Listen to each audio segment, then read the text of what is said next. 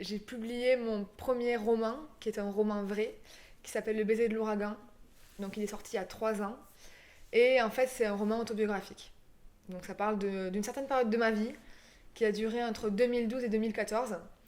Et en fait, il est construit en deux parties. Donc il y a une partie qui se passe dans le milieu du show business chinois, et une deuxième partie, écrite en parallèle, comme ça, qui se passe en France, dans le milieu de l'hôpital. Et là, j'en ai écrit un deuxième. J'en suis à la moitié à peu près. Je ne dirai pas de quoi ça parle.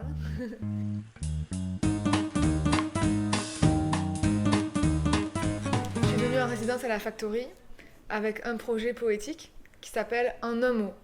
Et donc le pari, c'est de réussir à faire une poésie entière en n'utilisant qu'un seul mot. Quand je trouve un mot et que j'arrive à en faire une poésie, ça me fait une réaction chimique dans le cerveau et je sais que c'est ça. C'est important de se laisser aller, de laisser parler son inconscient, de peut-être cesser aussi de vouloir tout contrôler. Et voilà, moi en tout cas ma poésie c'est ça. La poésie pour moi, ça a toujours existé. C'est-à-dire que quand j'avais 7 ans, j'écrivais des phrases à la main, de plusieurs couleurs, je découpais les contours et je collais ça partout dans ma chambre. Donc en fait, je pense que c'était de la poésie sans forcément le savoir. Et puis après, j'ai commencé un cahier qui était mon cahier de poésie. Donc j'écrivais des grands poèmes dedans. Avec mon papa, parfois, on les mettait en musique. On s'enregistrait sur tu sais, les magnétophones. Je me suis rendu compte que le thème qui revient tout le temps dans mes écrits, dans ma poésie, c'est la nature. Plus précisément, la météo. C'est vraiment quelque chose, une métaphore qui me vient tout de suite. À chaque fois que j'écris, je vais penser au temps. Donc voilà, le titre de mon livre, c'est Le baiser de l'ouragan. J'adore ce que représente la comète, le vent, l'océan. Tout ça, ça revient énormément dans mes textes. On pense beaucoup à la poésie classique, comme s'il n'y avait que ça qui était de la poésie, mais pour moi, en fait, la poésie, elle est partout, tout le temps. Aujourd'hui, elle est partout, on la voit.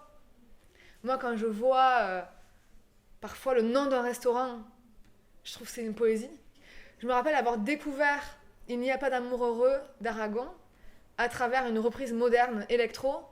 Et j'ai découvert ce texte et je me disais, mais waouh, enfin, c'est incroyable. Dans le slam aussi, c'est de la poésie, clairement. Dans certains textes de rap, dans toutes les chansons. Voilà, enfin, pour moi, la poésie, elle se cache partout, en fait. Une idée que j'ai eue ce matin. J'ai eu cette idée, en fait, en discutant avec mes amis sur WhatsApp.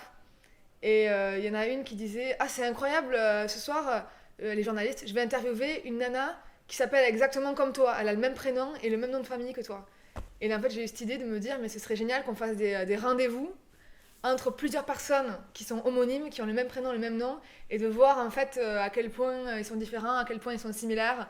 Je trouve que ce serait chouette. » Voilà, c'est une petite idée poétique. Puis il y a ça aussi.